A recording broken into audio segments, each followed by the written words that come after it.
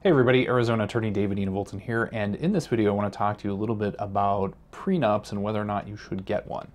Now there's a pretty common objection, and there's this idea that if you get a prenup, you're essentially dooming the marriage before it's even begun. I've heard that many times, and that's usually one side or the other kind of wants a prenup or is afraid of bringing it up because the other side thinks it's a horrible thing, or you're going to doom the marriage, you're going to do something destructive. You're essentially putting out this idea that let's just contemplate the end. Let's figure out how to map out the end of it.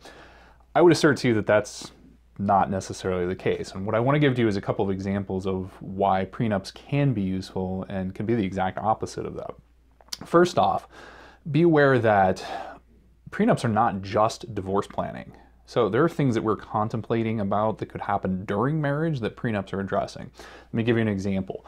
Let's say that during the marriage, one of the parties is sued by somebody else, and this creditor comes in, sues this party, and is just looking for blood, wants to do anything they can to collect property, ends up getting a judgment, and can start to attack property using that judgment that this person owns. If you have a prenup, and in that prenup you have separated out the estates of the two parties, and this is a really common thing to do with prenups, what you do is you have husband and wife come together, husband, wife, whatever the situation is.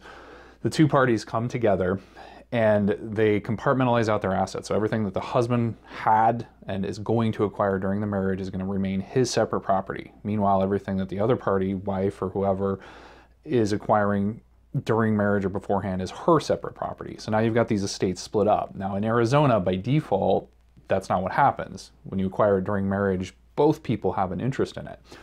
So now roll forward a little bit. What's going to happen if somebody's going to come and sue you?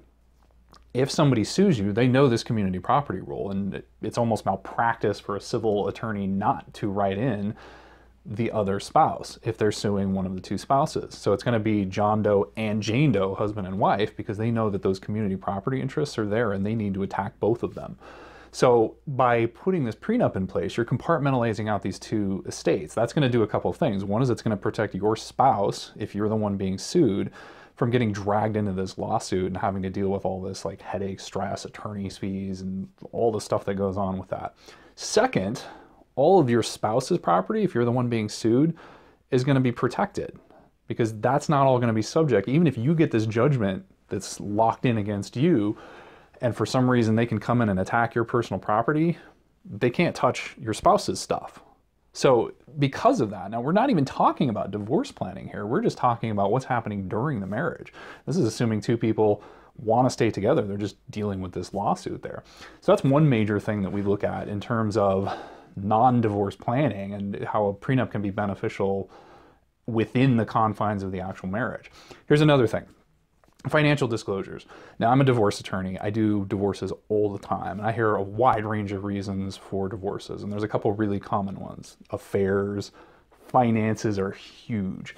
I cannot count the number of times I've heard people come in and say, he or she just spends out of control, we don't have the money for stuff, money is this huge stressor, and money becomes either the sole in some situations or in other situations a major contributor to the conflict that's going on in the marriage and the conflict that's resulting in the need to get a divorce. Now, when we know that all of this financial conflict can lead into divorce, and very commonly does it not make sense to sit down and talk about this stuff? Now, my experience is I've done a lot of prenups, and when I work on these prenups, people will typically realize that they haven't sat down and really talked about the specific details about how finances are going to work. Maybe they talked about it on some superficial level, maybe they just sort of assume that the other person knows what's going on. But I've had many prenups in which we start going through this, and you have to sit down and talk about finances. You have to do disclosures. You have to figure out how things are going to work during the marriage. And I've seen many times during that process where all of a sudden we realize that the parties were not at all on the same page about what was going on, even though they thought they were, or they were just ignoring a particular issue that later on could come in and become this huge seed of conflict, and that in turn can lead into that divorce process. So a whole nother benefit of the prenup and going through this prenuptial agreement process is that you're going through and talking about financial disclosures. You're actually talking about the things that are super important before you jump into a lifelong commitment with this person that you don't even necessarily know exactly how you're going to be managing these things. So that's the second one. third thing I would offer to you is that even when we are talking about divorce planning, it's not necessarily a horrible thing, and it's still going to be benefiting the parties. Let me give you a contrasting example, and that's one of insurance. If you think of any scenario where you've got insurance for your car, you've got health insurance, something like that. You don't generally get that insurance because you're sitting there thinking, I'm going to go crash my car today. I know that as soon as I get this insurance, it's good and it's going to happen and I'll be all covered so I can just go wreck my car. You don't get that health insurance thinking, I'm going to go smash my arm into the wall and break it and then I know I'm covered. I would offer to you that it's the same basic idea with a prenuptial agreement. That is to say, we don't get the prenup thinking, oh yeah, I'm going to get divorced. Otherwise, you wouldn't be getting married in the first place. And if you do get this in place, once you do have the prenup, and if you are in the horrible situation that you're having to go through a divorce, it makes the divorce process much, much easier. It clarifies a lot of stuff. It deals with some very subjective issues, things like spousal maintenance. It can clarify all the property arrangements and that sort of thing. So you could potentially be saving yourself many, many thousands of dollars in attorney's fees or headaches or time or hassle, all of that.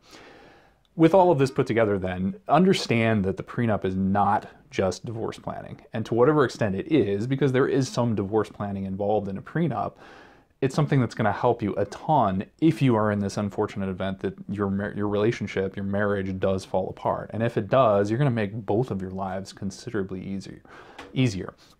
So with all of that in mind, if you are contemplating a prenup, or even if you just want to talk more about the details about what's involved or need to understand it a little better, I highly encourage you to talk to an attorney that's licensed in your state.